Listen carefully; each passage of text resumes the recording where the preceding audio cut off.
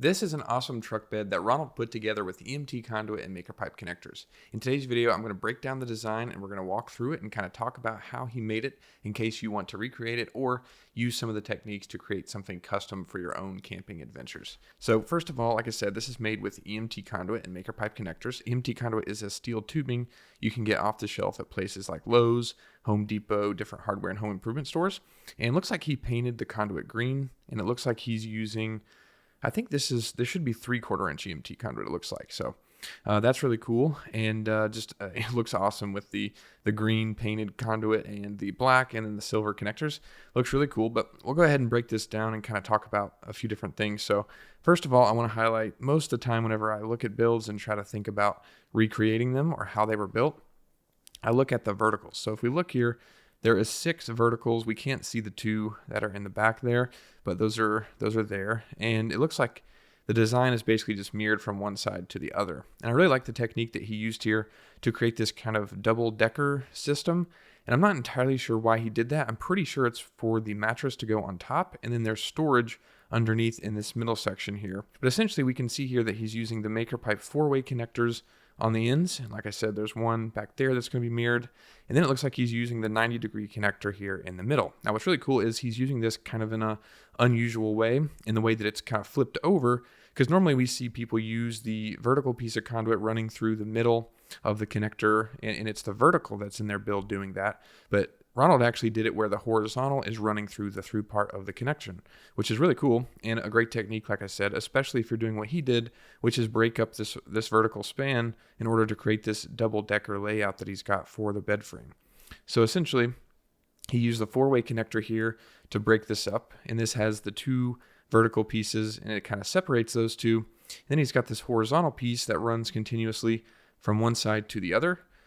And then he's got this horizontal piece of conduit running all the way from the front to the back, going to that 4-way connector all the way in the back there and sitting flush. And then, like I said, he's using the 90-degree connector in the same way where it's flipped over. And then he's got a horizontal piece going there from one side to the other part of the frame. And the cool thing about this is kind of utilizing the same techniques and utilizing the connectors in the same way allows them to keep these dimensions the same. So this cross pipe in the middle and all the way in the back there, those 3 are all going to be the same length. So once you figure that out once, then you're kind of good to go. You can just cut that 3 times. In fact, even a 4th time, because he did the same thing up here with his cross brace. So once you figure out that one dimension that you want it to be, you can then cut that several different times, which is exactly what he did, because he's got the same thing back here going across as well too. So he's got 5 of those in total? 1, 2, 3, 4. Yeah, 5 of those in total. And then he basically customized the frame from there. So if I was recreating this, I would kind of start with that and build that frame first and then customize it from there, which is, I believe, is what he did. And to do that, he just used T connectors grabbing onto these horizontal bars, and that just kind of braces these horizontal spans because he's got a short piece of conduit running in between these 2 T's. And that's just going to add some rigidity and support to the frame. Of course, he did the same thing back there for the headboard, but it looks like he went a little bit taller back there and kind of increased the dimension a little bit. So that way, this vertical piece of conduit going up is just a little bit longer, which allowed him to grab on and do a few more T connectors we can see way back there. Looks like he's got 1, 2, 3, 4 additional T's and just kind of raise that overall just a little bit just to add that kind of headboard to the build. But essentially, pretty much the same front to back in terms of just having this double-decker section and then having the T connectors adding the piece in between them.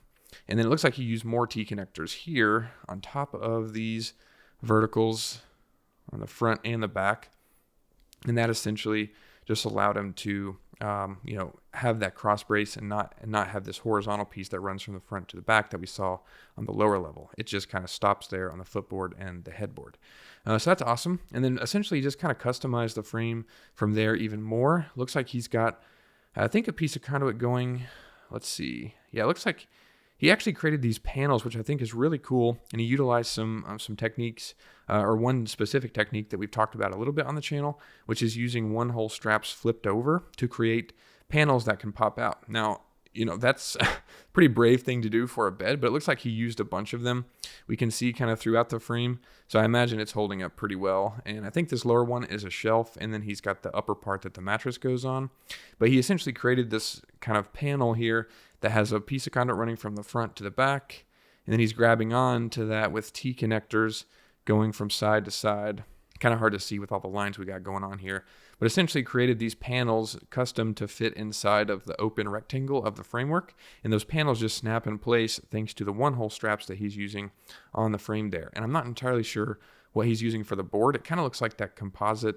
I forget what the name of that material is. It's like a composite type of board that's kind of rubber almost. It looks like that's what he's using to kind of secure those to the panels that he made. And then, like I said, those just snap in place there. But then essentially, once you have those panels in place and kind of customize, you can then add the mattress on top and then, of course, store the items underneath, which is really cool. And it looks awesome with all the connections and just the different colors that he used. He even added another additional shelf down here with a couple of T connectors. And then whatever this thing is, I'm not even sure what that is, but it looks like maybe a stop for paper towels or something. Maybe this rotates out and then he puts paper towels on there, or who knows what. So really cool. And something else too, down here, he used maker pipe flanges to bolt this to the floor and secure it, which is a good idea. It looks like he did that on the 3 verticals here in the middle, which is a good idea as well. And then he's got rubber pipe feet on the other side. But really cool. All in all, just an awesome frame. Like I said, you can customize these exactly how you want based on the dimensions and the space you're putting it in and the different accessories that you want to attach to it. So hope you guys learned something that you can incorporate into your next build. If you enjoyed this, leave a like and consider subscribing. Thanks so much for watching. I'll see you in the next one.